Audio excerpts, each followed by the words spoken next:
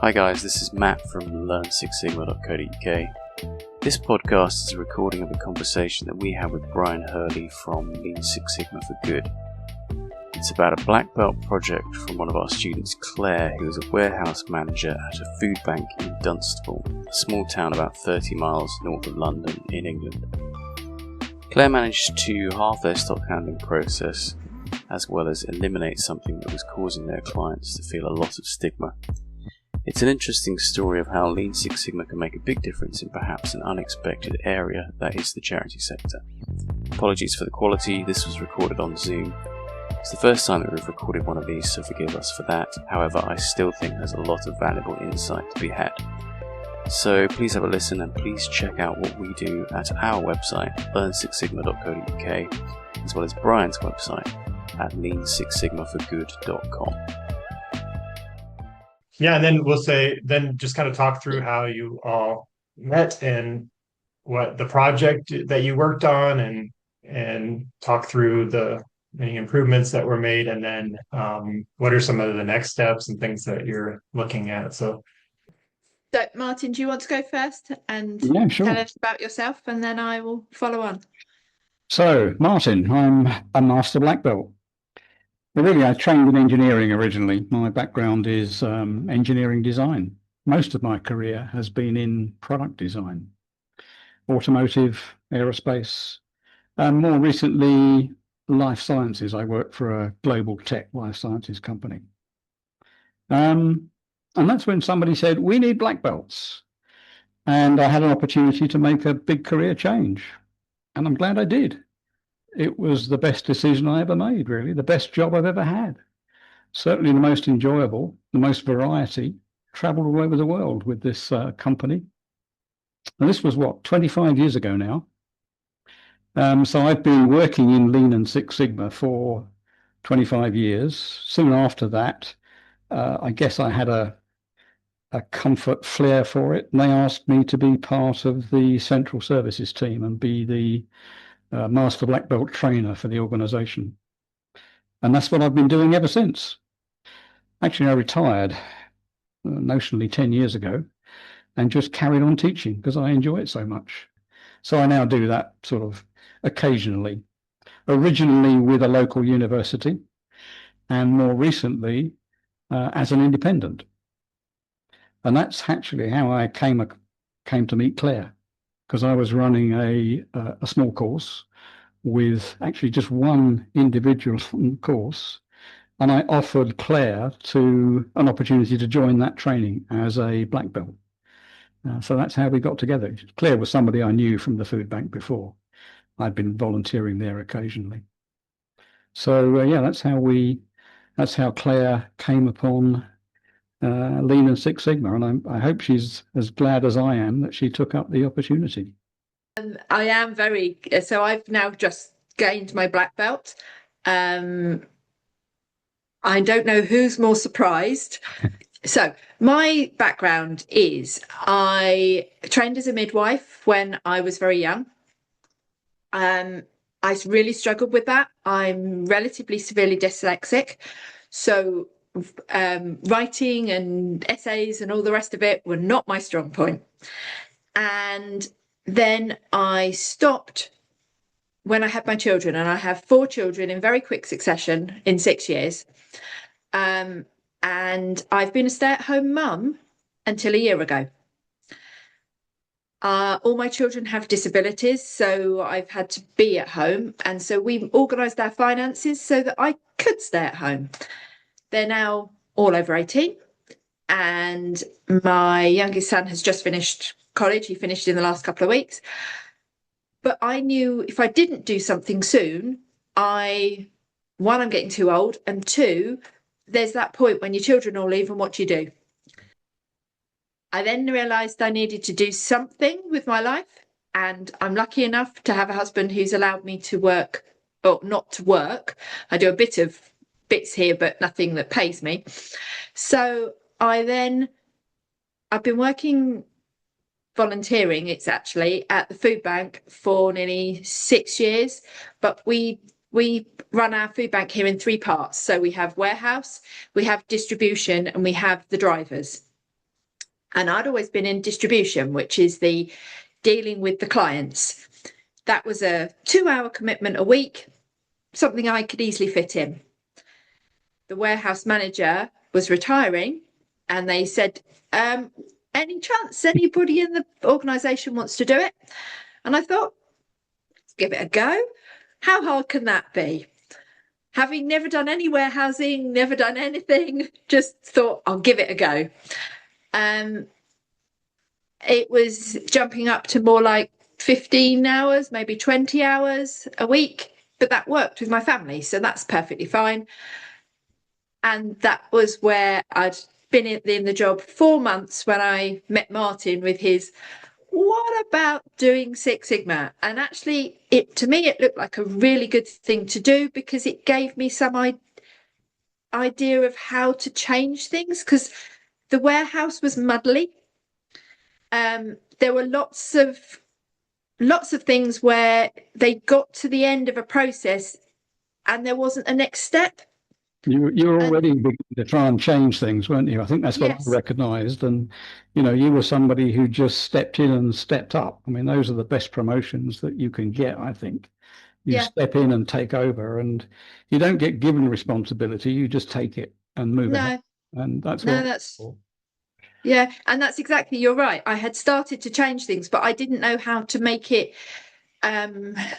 look professional, and also how to show people like the trustees and those above me the difference I'd made. And that was the biggest thing I learned from Six Sigma, was how to get your baseline figures, then how to show your leadership above you what you're doing, and how to do it in a professional way, so that, because a lot of them have come from that world of work, most of them are retired, but they're used to getting a presentation, they're used to get it, and I'd never done any of that before. So Martin literally took me from the beginnings of that, along with all the statistics that I now realised I could do. I've done a 20-year jump on my computer skills in 6 months, so that I could show everybody what I was doing. And I've been able to go through and do a project that, something that the clients had been telling me for 5 years, was that their children were getting bullied at school, because everything that came out of Foodbank had a date written on it in a Sharpie. Let me just go back a bit, Claire, before you go into that, because that's really the driver for the project. What did you think the hardest thing to do was, from your perspective? Was it to sell your ideas for change to the trustees, to convince the bosses effectively that they should support you in making this change? Was that the hardest sell? Hardest sell was that, yes. So getting the trustees to understand what I was doing, and also to get, because we've got 3 teams in the warehouse, get them all on the same page, so that one of them wasn't doing something on a Monday that then was undone by the Tuesday team. And that was my biggest problem, was to get them all on board. And from my perspective, volunteers are different than paid employees. You can tell a paid employee what to do. I'm not sure that's true, actually. I think the same is true of paid employees, really. You've effectively got 3 independent teams, and they're all working slightly differently. And none of them really want to accept that one of those teams should take control and drive. They're all independent. It's sort of the not invented here syndrome, isn't it? That was another tough sell, really. It was. And also, because they're volunteers, if I upset them, they just walk in the way that employee can't. And I did have a few bumps along the way where people did say, I'm not coming back. And then I had to come to a compromise with them and say, okay, so what is it that I've just done that is so upset you, that's making you want to leave? You've got the over my dead body, or I'm not doing that, you can't be serious response, which is which does happen. I did, and then, but 6 months down the line, they are now my biggest supporters, because I worked with them, I compromised with them, I looked at what they could and couldn't do. So if we can't do it that way, what can you do? And actually, did that make any difference to me? And most of the answers was no, it didn't. I'd seen one way of doing it, and they'd given me a completely different one, but it still worked and still achieved the same thing at the other end. And that's, I think, the other thing I learned through this is how to be flexible, work with, and I've always been flexible, but with people, and particularly around my children because of the disabilities, you have to sometimes come at it from a completely different angle. It gets to you to the same result, but none of them have got straight GCSEs or anything like that because they couldn't. So we've had to come in, and yet they're still all employed. So we had to find another way of doing it that is still acceptable. And that's exactly what Six Sigma helped me to do, because it gave me all those different tools that I'd never seen before. Or rather, I'd been using but didn't know they had a name. Well, That's the bit I Martin don't know kept whether you'd telling me. agree with this, but I always think, we spend so much time in Lean Six Sigma teaching people tools. Yeah. But the real essence of what we're teaching people is how to get different people to work together. Yes. We're using the tools as an excuse to get people to find a way to work together, find a Yes. way to reach an agreement. And it's almost that even if your idea is the most brilliant one in the world, you can't afford to deliver that to them. You need them to invent it. You need them to make the suggestion. Yeah. And you can then jointly pick the best of the ideas. So they've invented everything. They've made all the changes. You're just kind of steering and gently coaxing them in the right direction. Yeah. We don't spend enough time in teaching Lean and Six Sigma on those aspects, I think. No. We spend a lot more time on the nuts. Sorry, go ahead. One of the things I would say also is Six Sigma helped, and the other young lady on the course said, you gave us names, Right. special names for all the things we were doing. Yeah. So I'd never heard what lead time meant. Right. Now that sounds like a silly, the rest of you all know what that is if you're working in anything that is manufactured. I'd never heard it. I knew I had to have 6 weeks expiry date, but I didn't know it had a special word. And that's the bit that this course did, was give me a lot of those special words, which I then needed to use with my management team, because they knew the special words, and if I didn't use them, it didn't sound like I knew what I was doing. So you were So that was developing really a common interesting. language, first of all, with the guys Yes. you're working with on the shop floor. Yeah. You're bringing them up to speed with this terminology so they felt involved. Yeah. I think one of the risks we get, I don't know whether Brian would agree with this, we often talk in lean terms in particular, we start using Japanese. There's loads of Japanese terms peppered throughout this stuff. And I think that's a mistake. The more exclusive language you throw into this, the more sort of specialist it seems, the more you're excluding the ordinary people from joining. If you don't understand the Japanese, you can't do lean. So I'm dead against that. If at all possible, use the English, because that makes it inclusive, not exclusive. So I think the language is really important when you do this stuff, and it's about building a common language with the people you're working with, and to an extent the bosses, but you're just sounding more professional perhaps, but that's not the objective. The objective really is to build this common speaking language that everybody understands and can follow. I think it's just part of what you're selling to them really, as this is a good strategy, this is how it works. So what were the biggest problems you had? The biggest problems, first of all, was just simply changing things. A lot of my volunteers are over 65. Yeah, as we are, as all of us are. And quite a few of them have short-term memory problems. Right.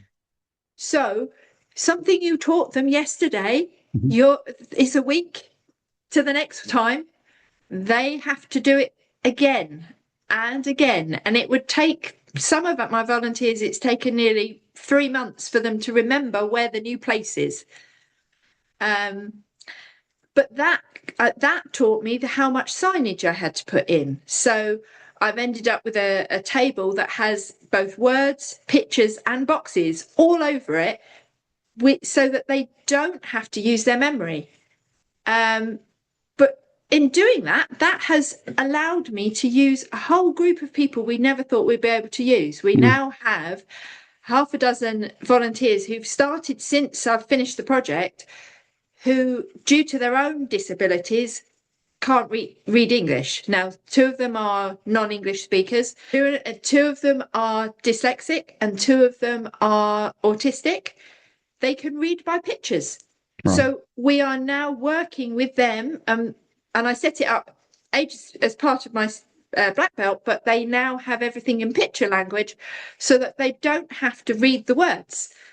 And that has opened what we're doing up to a whole group of people, just because I realised that my original volunteers needed that, because they couldn't remember where I'd moved something to. So a big picture that told them I'd moved it over there was what I needed to do. I think that's just for the dyslexic or those who can't read. For the rest of us as well, it actually helps to have the picture. You know, that's what it looks like. That's where it goes. You have that kind of muscle memory, that visual memory of this is where you reach for. This is just as you do probably at home. You know where things are. So yeah, it's a good strategy. Yeah. I've got a group that I've worked with a little bit already, and they support workers who are blind and deaf. And the improvements they're putting in are incredible, like how they allow people with those disabilities to be able to be very productive and help build products, you know. And so, but when I look at the improvements, I'm always thinking, this would be so helpful for everybody. These are not just for workers with disabilities. It's really simplifying the process down in a way that makes it easy for them to be successful. And so, yeah, I think you're right. Looking at people who are struggling and making the process easy for them helps everyone. Yeah, so that was one big challenge. The other was explaining the process to every stage so that they understood the end result. So Martin stopped me a minute ago, but we changed. The reason my project started was because, having worked in distribution, the clients kept telling me that their children were being bullied at school because the dates were written on everything. And so my project was to get the dates off. And we started with the tins, so no dates on the tins. And that's what my project was called, No Dates on Tins. But since the end of my project, the warehouse team have taken the dates progressively off every other item. We only have 2 items now in the warehouse that are dated, because one, they could see it was possible now, whereas it'd always been that we had the dates on to make sure that the stock went through in an order, so nothing ever went out of date, whereas we now use a first in, first out process. So you never have that problem. But the other thing was, it was for them visually, they could check it quickly.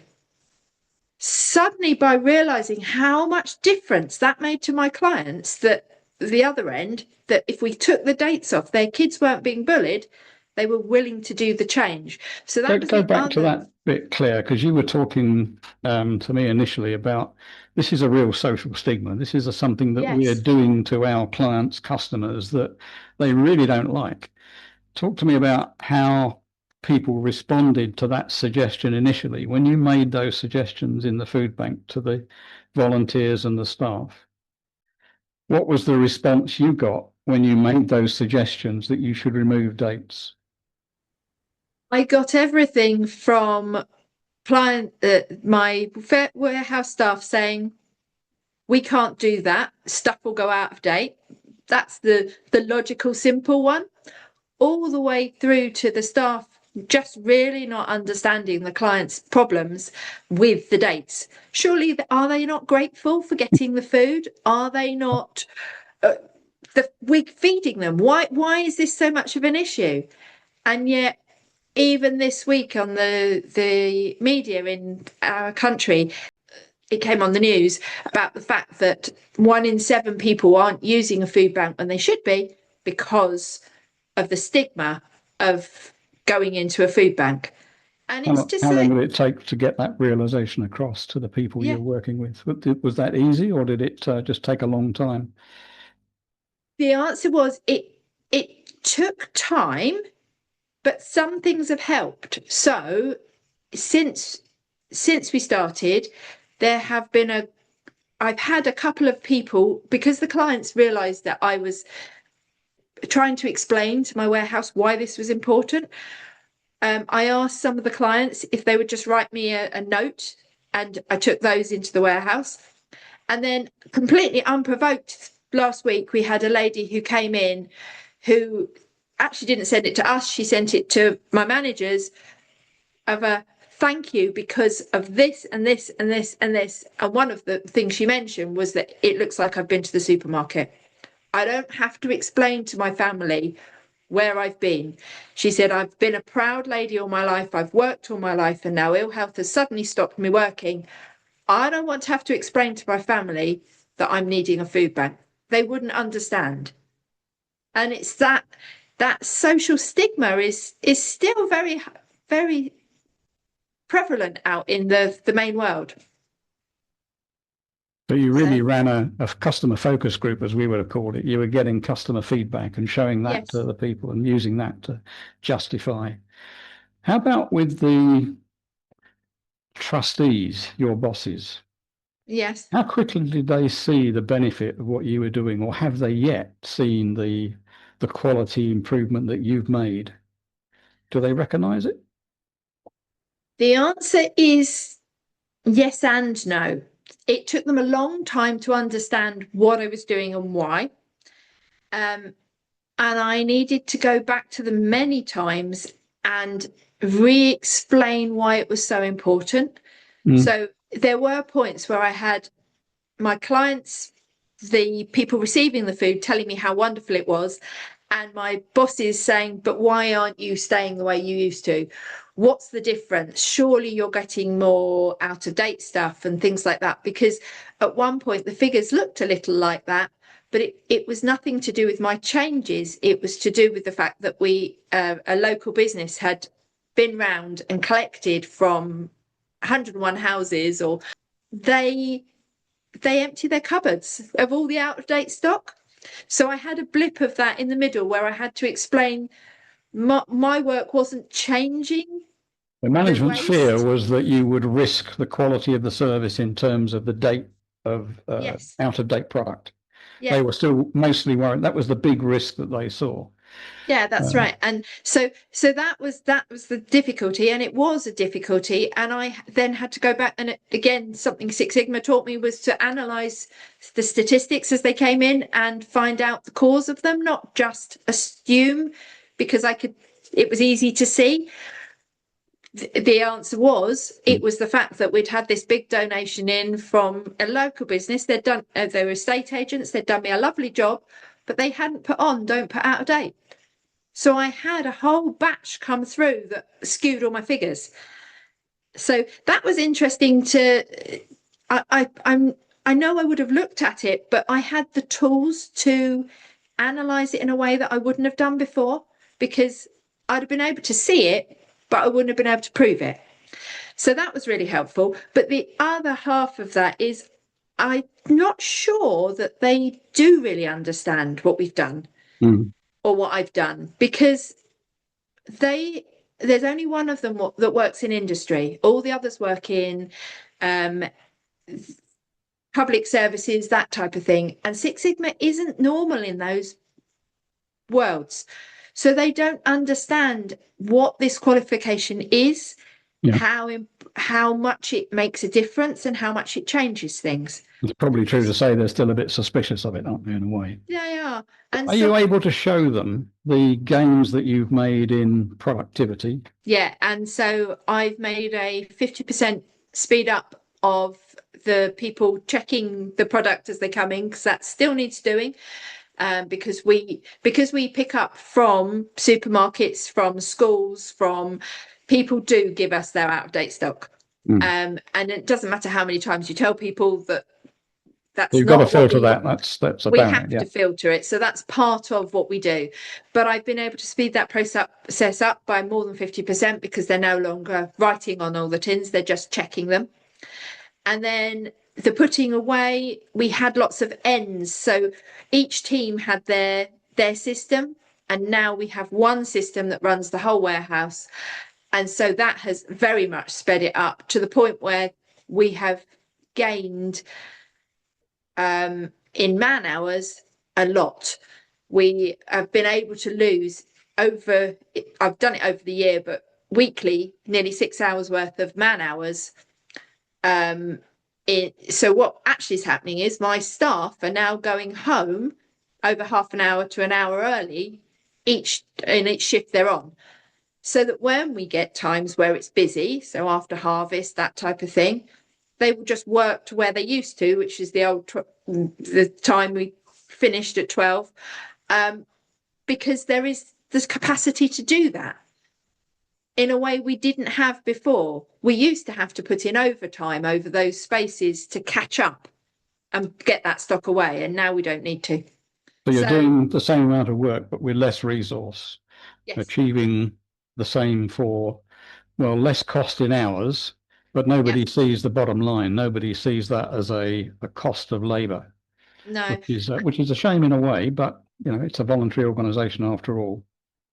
but So what I also think the hard question is, how do you now convince the trustees that this has value and that they should support further projects? I'm not sure whether the trustees will ever, but the volunteers have. So where it's coming out is with all my volunteers. So they are now asking me, what are we doing next? Where do we change things? And then we talk about things, and they are now going out into their own lives and adding those in. So things like being able to qualify your data at the beginning, then doing your change, and then doing another qualification at the other end.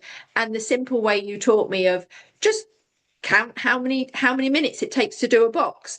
They are now taking that out into other things they're doing and doing that simple analysis at the beginning, which then is qualifiable at the other end, which then means they can see where they have achieved. So I think you're kind of illustrating the most difficult way there is to implement a change of culture. You're doing it bottom up. You're pushing a change of culture into the organisation from the bottom successfully, but it's really the hardest way there is to do this. You know, without that pull from the top, you lose something that is really vital in keeping this thing going and making it sort of systemic in the organisation. So don't lose heart in selling this to the trustees. You've really got to find one of the trustees at least who you can convince that this is of value, to become the kind of business champion of this, to champion it among the trustees. So I think, you know, you've got to be a missionary here and convert the trustees in a way, or at least find one of them that you can convert. It's tough. It's the hardest thing there is to do. You're walking into an organization like a consultant saying, listen to me, I know what I'm doing. Let me change your business for you. Come and help me. Do you get this kind of problem, Brion? Do you see this as an issue?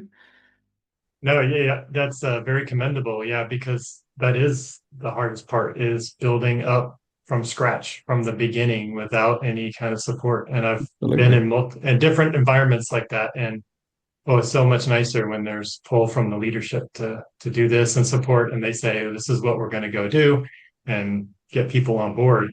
But that skill of being able to show people evidence and get them on board without that support, that's an amazing experience that you can leverage no matter what that situation is. And unfortunately, it's pretty common that you don't have leadership support. So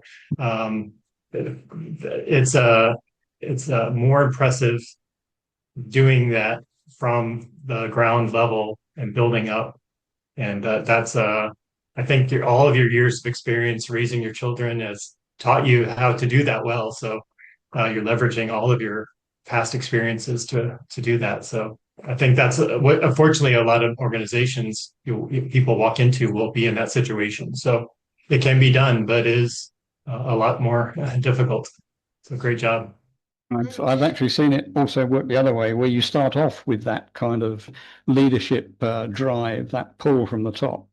And then after 3 or 4 years, it evaporates.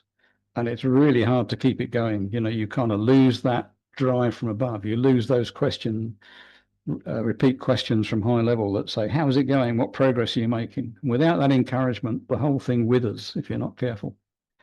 So you need to identify that leadership role if you possibly can. I think also some of this is that you need to be motivated yourself, because that's one of the biggest things. As I say, when I started walking into this, I took the course because originally Martin told me this was just 8 days to fill up his course.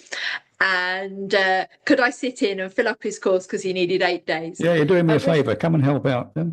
Yeah, he was like, that's exactly what he did to me. And I thought, I've got 8 days. Like, what harm will it do? What have you got to lose? I can learn a bit.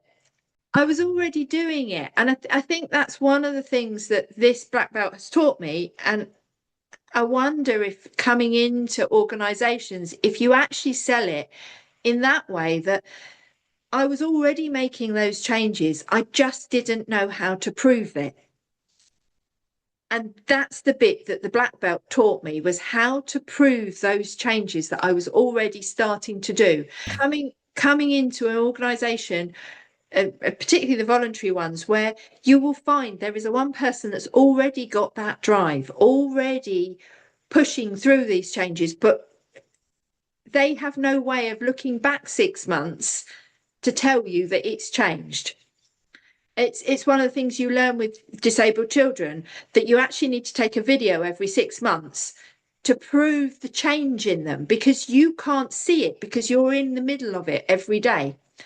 And that's almost what this has felt like, was that because I was in the middle of it, I couldn't see the changes happening. I can't see what I've done because I haven't finished yet. But if we go back where we were a year ago, I can see it.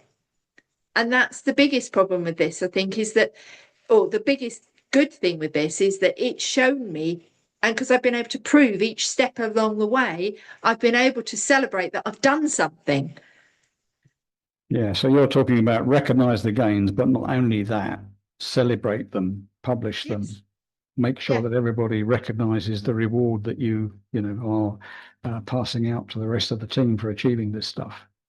Yeah, and definitely it's always to the team. And that's the biggest thing with this, is when you get your team along board and then show them what they're doing. Because if they can't see it, it stops.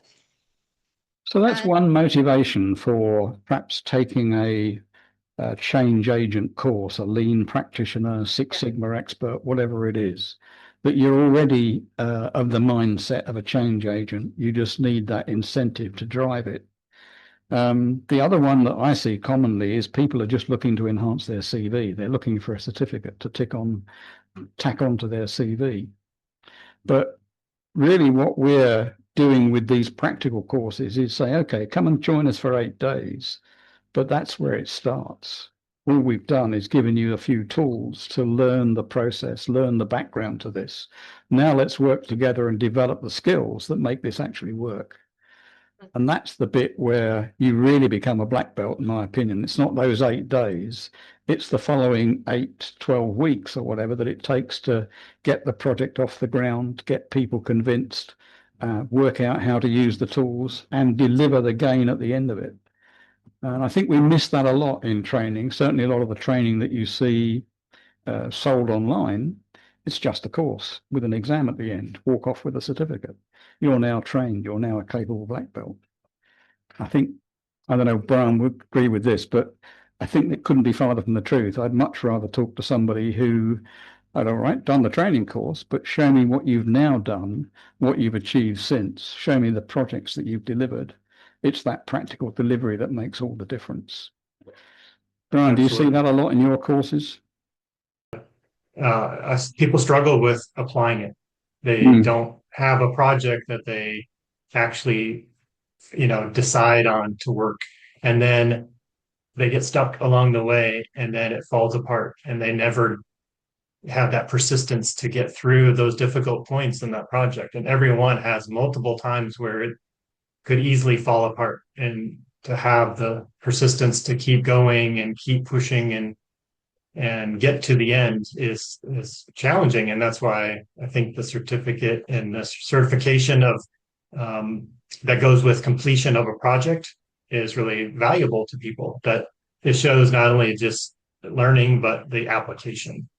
So that's why it can be challenging, but that's where the learning really takes place for sure.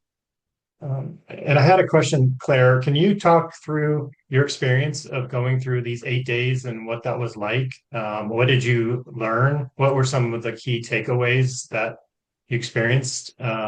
Just like to hear from your perspective going through a course like that, because it is unusual, I think, for people to get formal training, especially in the charity nonprofit sector.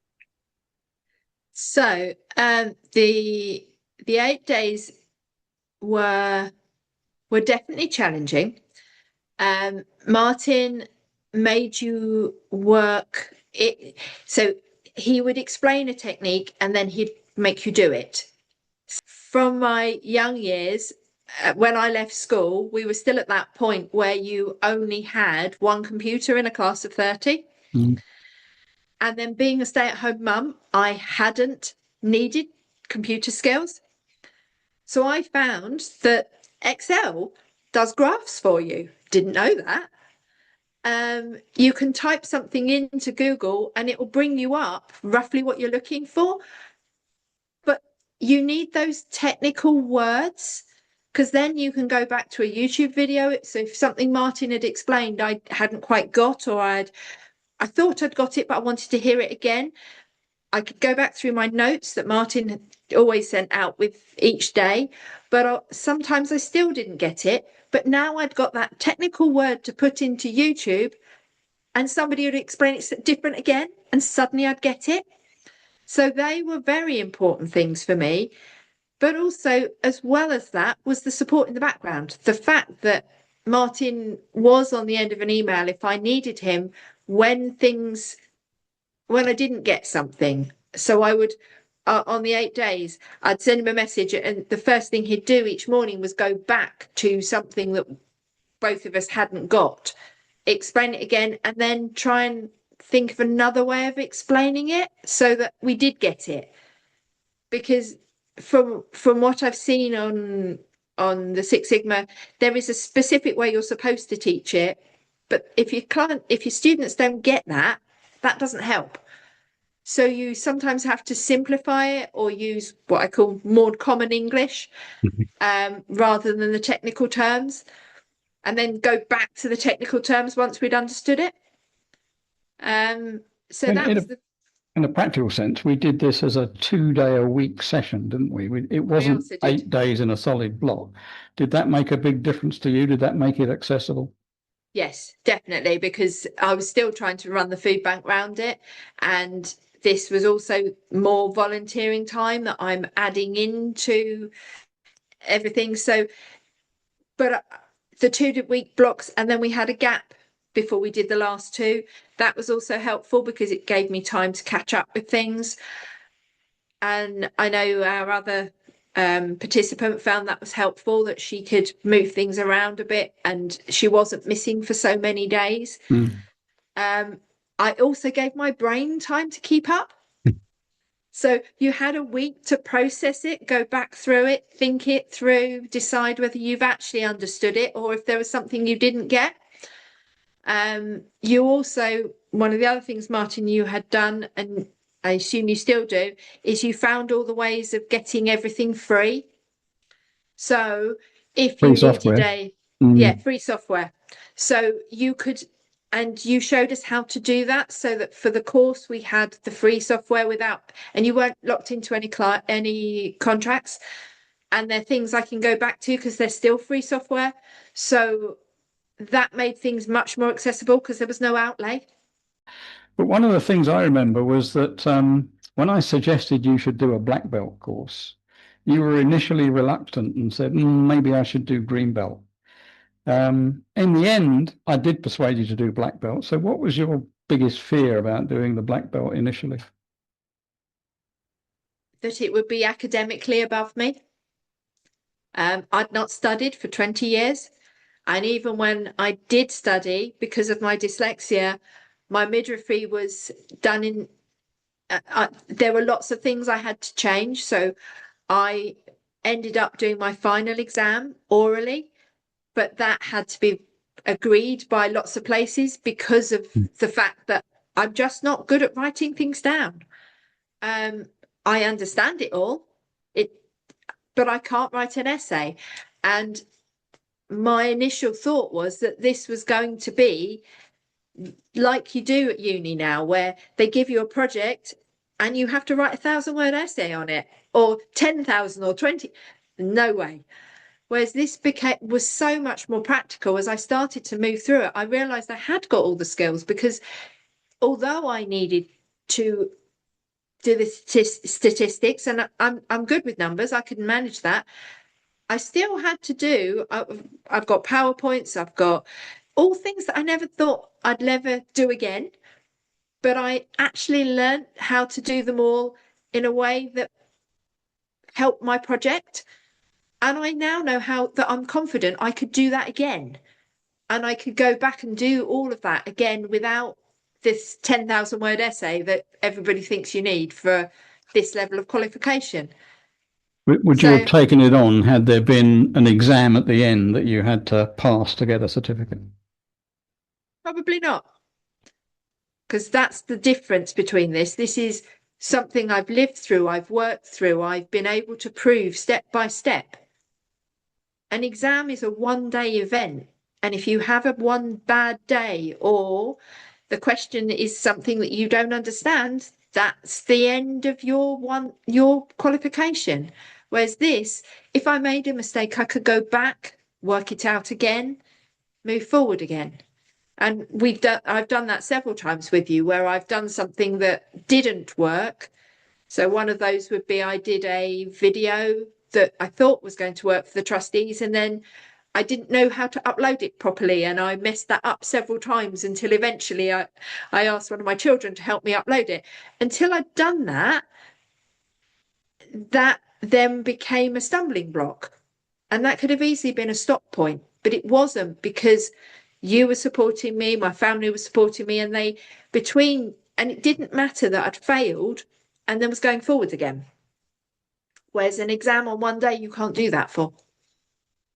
Most of the commercial courses that you see published and sold will have an exam at the end of them of some sort. Some of them quite stiff, some of them very challenging, depending on the level of, I think the American Society of Quality exam is probably the toughest one, with I don't know how many 100 questions or more. That would have been a total nightmare for you. But what value would it add? I mean, it would have stopped you from getting to where you've got to now. It hasn't really added any value. It's just a justification from the course provider to give you a certificate. You know, you've paid your money, you need a certificate. So the only way we can do that is with an exam. So it's a hurdle that they sort of self-impose, which I think is unnecessary. When I trained this stuff in-house in the life sciences business, we never had exams. The test was not, can you pass the course? The test was, show us what you can do with this stuff after you've completed the course. And then we'll give you a practitioner certificate. You'll get an attendance certificate for just being on the course. That's fine. You were there. Now show us what you can do. That's the next level. So I have little faith in exams, and I'm convinced now the right way to go ahead is to eliminate the exam entirely and mentor people through to a project delivery and certify them for a practitioner achievement. And that's the way I intend to go on with this stuff as being the best way forward. I'd agree, because there's a lot of people like me who are academically quite able, but written not able. Yeah. Or exam not able. And within my husband's business, it's one of the things they say. They get a lot of university graduates that come in that they call academic nerds, because they've never had the ground experience from the bottom that has allowed you to learn in a way that lets you do. So a project isn't just the academia, it's the people skills, it's the working with a team above you and a team below you, being able to keep people on side, being able to keep moving things forward. all of that is also really important all through this. And so a black belt without all of that is impossible.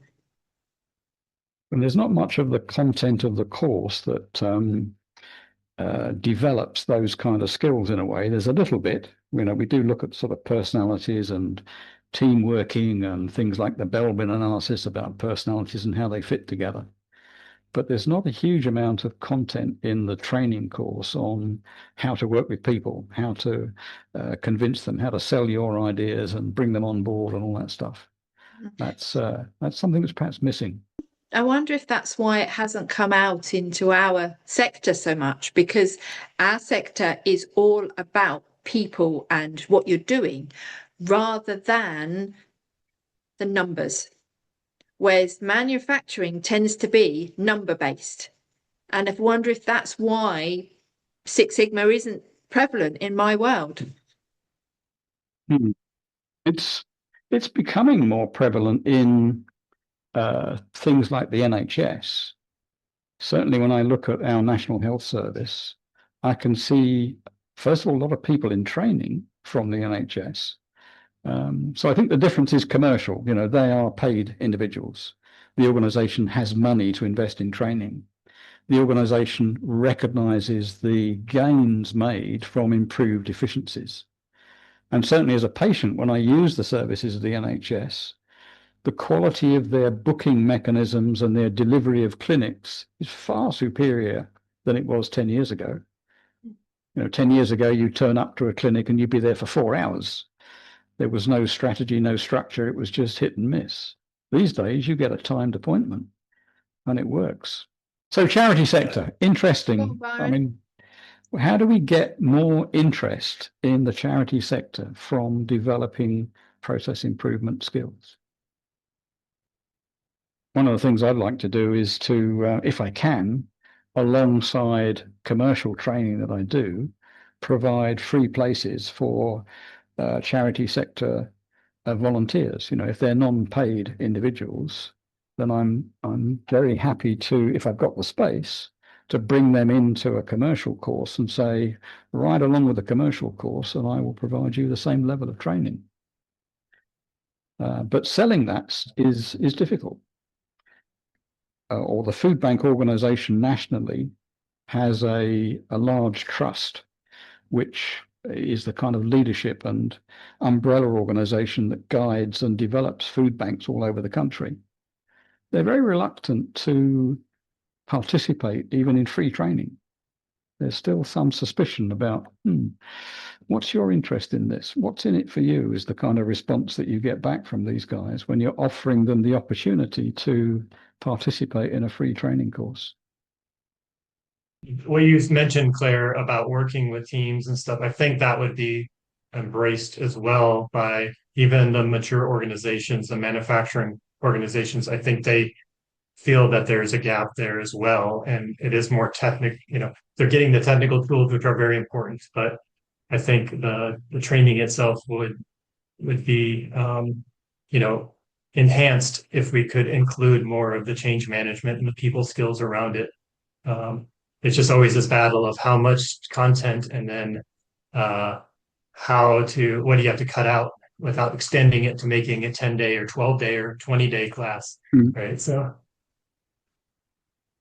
the other thing as well is because it's a manufacturing or in a qualification that's understood in the manufacturing world, it's taking time to come through to those that aren't. And part of that is the reason for the difficulty with people just not understanding what the qualification is and how it can be helpful, because that was one of the big things that I had to work with both my wider family, but also with the trustees, is why this is actually important. What's helpful about it? Why understand it? Surely you were doing these changes anyway. Why do you need a qualification to do the changes? Well, I was going to do the changes anyway, but I wouldn't have been able to maybe finish all the way through as I have now, where I've gone all the way through and then I've motivated the warehouse to continue it on because I had something for them to understand where we had come from to where we now got to, because I was able to prove it to them. Otherwise, a lot of organisations, and the NHS would be exactly this, you sort of just you change one thing, but you don't ever have the original statistics of what was going on or the original numbers. And then they move on again, but that's the way you work with people. That's normal. People sectors, not analytical. And that's definitely it's something that's changing, but it's slow.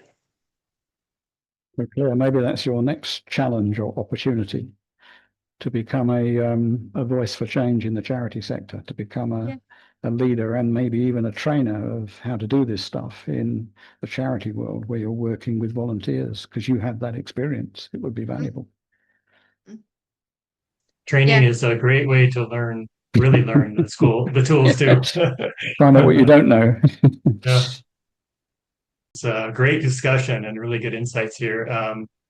Maybe if there's a quick takeaway or wrap-up statement or comment you each want to make, and we can close it out here. But I think this has been a really cool conversation, and I think a lot of people find it very useful and interesting and practical. Martin, do you want to? I would say don't stop, Claire? don't give up. Find a way to make this happen. If you've an interest in this stuff, find a way to learn about it and use it. It's valuable, and you won't look back on it.